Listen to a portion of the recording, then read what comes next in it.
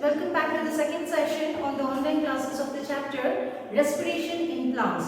So in the last session we discussed about I briefed you about what is respiration. That is, respiration is a catabolic process in which the food stored in the cell will be broken down in presence of oxygen, giving out energy, carbon dioxide and water. Difference between catabolic and anabolic process. Catabolic is a destructive process. That means the example is respiration, whereas anabolic is a constructive process. That is, example will be photosynthesis. That is, constructive means synthesis of food takes place during the process of photosynthesis. And also I told you about the abbreviation of ATP, adenosine triphosphate, ADP, adenosine diphosphate. So the energy which will be liberated or given out or produced during the process of respiration will be stored in mitochondria in the form of ATP. So when we make utilization of the energy, the ATP will lose one phosphate group and be converted into ADP, that is adenosine diphosphate. So again, when the respiration takes place, one phosphate group will be added and again it will be converted into ATP. And students, it is a continuous process. Addition and deletion of phosphate group from ATP and ADP is a continuous process, and that is the way how our body get energy in a continuous mode. Understand? Okay. Now, when we talk about the process of respiration, respiration is nothing but taking in of oxygen and utilizing that oxygen to break down the food present in the cell to produce carbon dioxide, water and particularly energy. Okay, that is in the form of ATP. So, when we talk about the respiration, the oxygen should go in. Meanwhile, the carbon dioxide will be given out as it is a respiration process. See, when we talk about the photosynthesis, carbon dioxide will be taken in and oxygen will be given out. A general question is asked, why we cannot demonstration respiration in plant? Understand? Why we cannot demonstration respiration in a living plant, that is a potted plant? The answer is like this. A plant utilize oxygen and give out carbon dioxide. Okay. In the same time what happens as the respiration is taking place, in the same time the photosynthesis process will also be on. So the carbon dioxide which will be given out by the plant body during the process of respiration will be utilized by the plant body itself for the process of photosynthesis, and this is the reason the respiration cannot be demonstrated in the living plant. Okay. Now, when we talk about the respiration, taking in of the oxygen is very important, and in the plant body we have certain part which helps in the process of respiration. That is, the part which I am going to, or the word which I am going to mention on the board are the parts of the body through which the general respiration takes place in the plant body. They are stomata, lenticule and general surface of the plant body or general surface of the root. Students, you should be knowing when I am telling here general surface of the root. Root is a part which will be inside the soil. Okay. So though oxygen will be present there, much of the oxygen as it will be in the open atmosphere, it will be not there. Understand? But still the root will make utilization of the oxygen which will be present in the soil, and that is the reason it is told earthworm helps very well. Okay, earthworm not only enriches the fertility of the soil by its excrete, but also as it moves along with the soil inside the soil, what happens? It creates the hole, or it loosens the soil and it creates the hole so that the oxygen can easily penetrate to the upper layer of the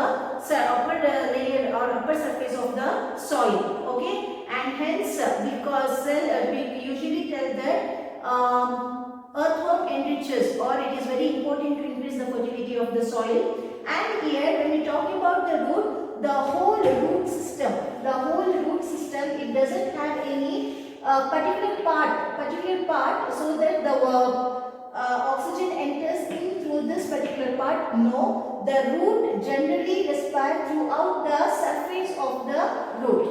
Okay, the outer layer, it will help in the absorbing of the oxygen. Now, what are lenticels? What are lenticels? This is one important question. You all know about stomata. You all know about the stomata. You have been studying about this since 6th standard. Stomata are the small pore-like structure guarded by the guard cell, which will be present in the dorsal and ventral surface of the leaf. Stomata will be present only in the leaf, that you have to understand. Exceptional to certain desert plants where the stomata will be present in the stem, and it will be sunken stomata, means it will be deeply situated. Am I clear? Here, stomata are the small pores-like structure which will be present on the dorsal and ventral surface of the leaf, and this particular part found in the leaf helps in the exchange of gases, that is taking in of oxygen or carbon dioxide, that is both for respiration and photosynthesis, and also giving out of oxygen or carbon dioxide as the byproduct of respiration and photosynthesis. I hope you understood. This stomata helps in the exchange of gases, that is taking in of oxygen or carbon dioxide, both required for the process of respiration and photosynthesis. Likewise, giving out of carbon dioxide or oxygen, that is the byproduct of the process respiration and photosynthesis. Okay.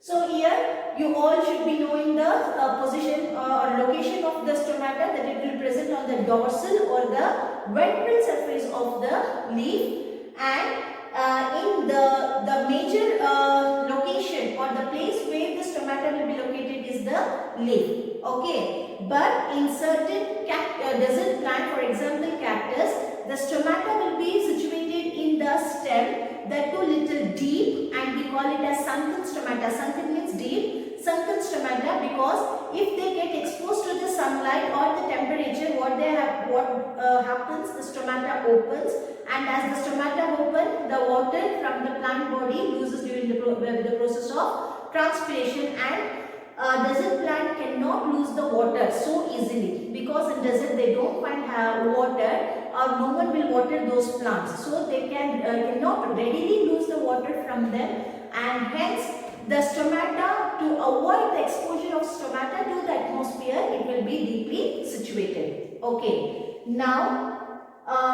this is about the plant generally. Now there are certain big and tall trees, very giant trees, and you might see they will be having very less stomata. Okay, in those conditions, though such a big plant and the very less leaves, it will be very means problematic for the plant or the tree to prepare or respire during the taking of the oxygen during the process of respiration. It should not happen. So in certain trees, big trees, we have a small opening which will be found in the wood region. Understand, that is we are not talking about the stem.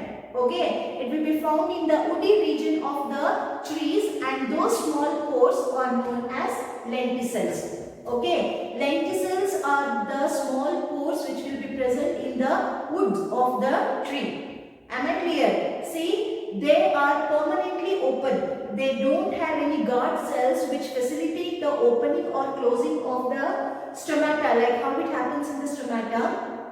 Lenticels are not supported by any guard cell. Am I clear? So that it can close and open. No, it is a permanently opened pore which will be present in the wood of the trees, and hence whatever we say, if at all it helps in the process of transpiration or respiration, it will be very less. Am I clear? It will not give out more of the water, or it will will not help so much in the process of respiration, but still it support to the system of the plant body by taking in of oxygen or carbon dioxide and giving out of oxygen or carbon dioxide. I hope you understood the difference between stomata, lenticule and general surface of the root. Am I clear? Okay. Students, there are certain questions like this. What will be the optimum temperature for the process of respiration? Okay. So the optimum temperature will be between 25 degrees Celsius to 35 degrees Celsius.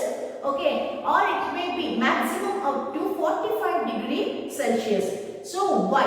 The question will be why this temperature should be maintained for the process of respiration. Students, when I say respiration is a catabolic process, okay, oxygen comes in contact with the food stored in the cell and breaking down of the food take place, giving out of the carbon dioxide, water and energy. And one thing you have to understand, respiration is a chemical process too. Along with the catabolic process, respiration is a chemical process too. Okay. Here for this particular process to take place or to happen, enzymes are very important. Okay.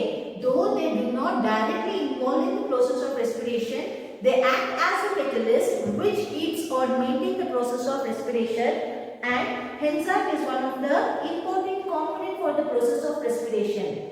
And when the temperature exceeds more than 35 degrees Celsius or optimum to 40 or 45 degrees Celsius, because in the North India or in the northern region where temperature is too high, sometimes the temperature goes up to 44, 45 like that. Yet the plant manages to respire and be alive. So we will keep this as 45 degrees Celsius. If the temperature exceeds or go above 45 degrees Celsius, the enzymes which will be responsible to carry on the process of respiration will be killed, or they will be no more active to carry on the process of respiration. Understand? Hence, there is a question in the textbook. Why the respiration cannot take place above 65 degrees Celsius? The answer is the enzyme will be killed or they will be no more active to carry on the process of respiration. Understand? I hope you understood the concept I am telling now. It is very important.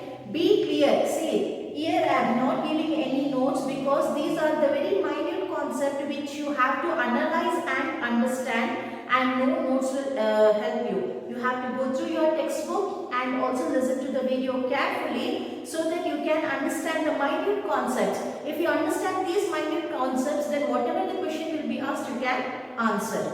Okay. Now, respiration, you all know the process which takes place with the help of oxygen. Okay. But in the respiration itself, there is another type of respiration which we call as anaerobic respiration, which takes place in the absence of oxygen or in presence of carbon dioxide. So, respiration is of two types. Respiration is of two types.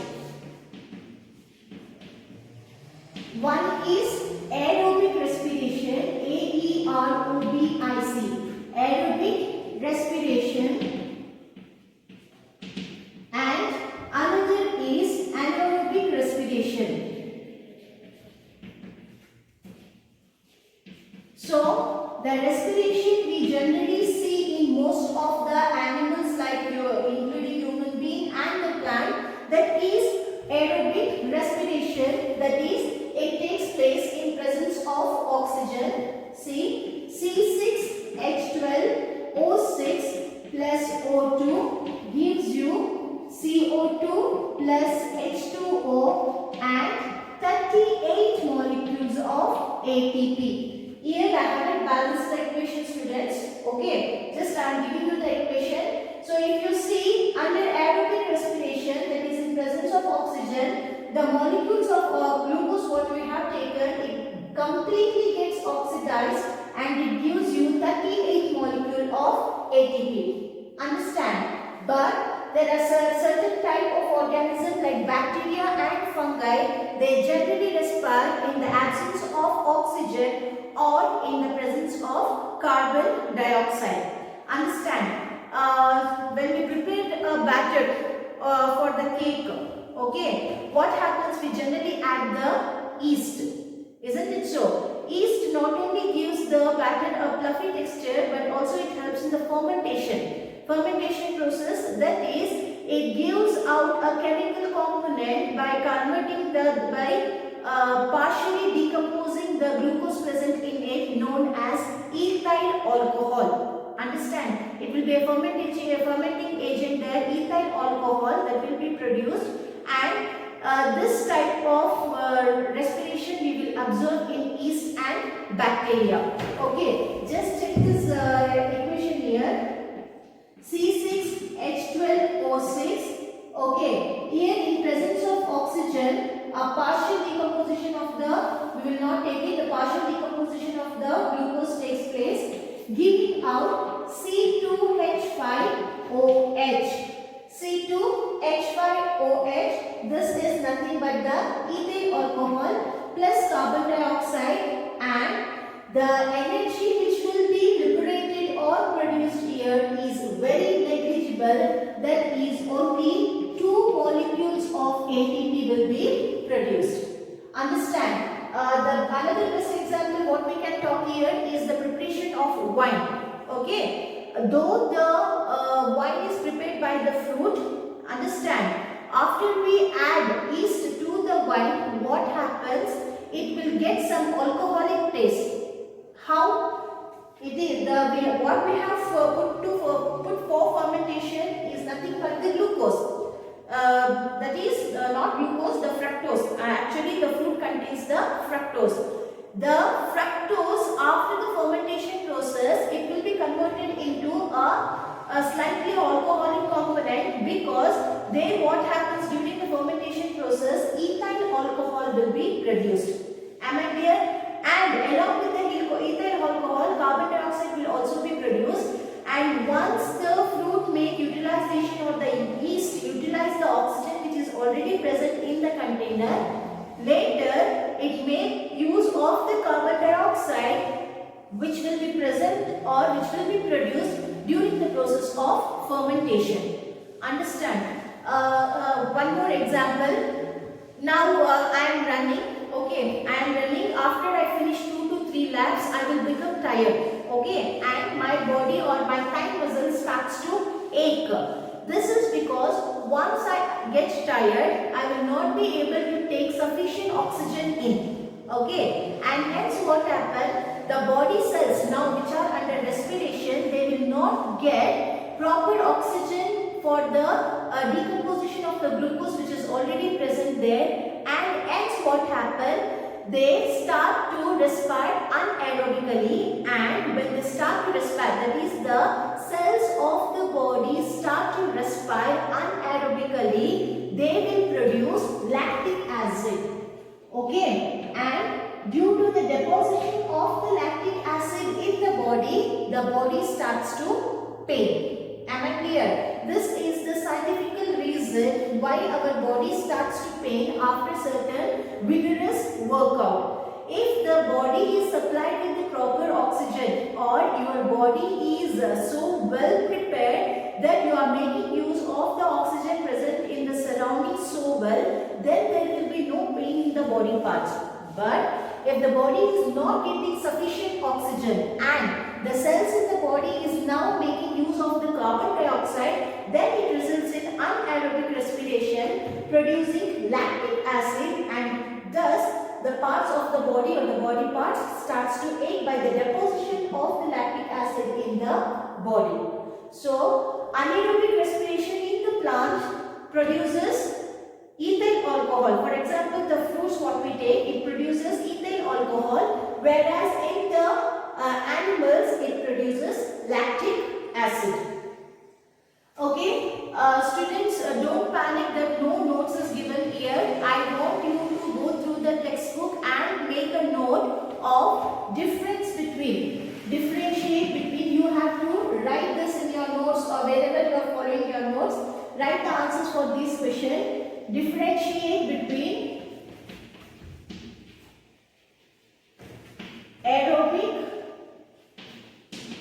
and anaerobic respiration.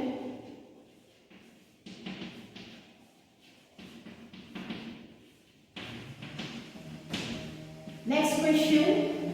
Why plants cannot respire above 65 degrees Celsius. Okay. And the third question is, why in desert plants we find sunken stomata?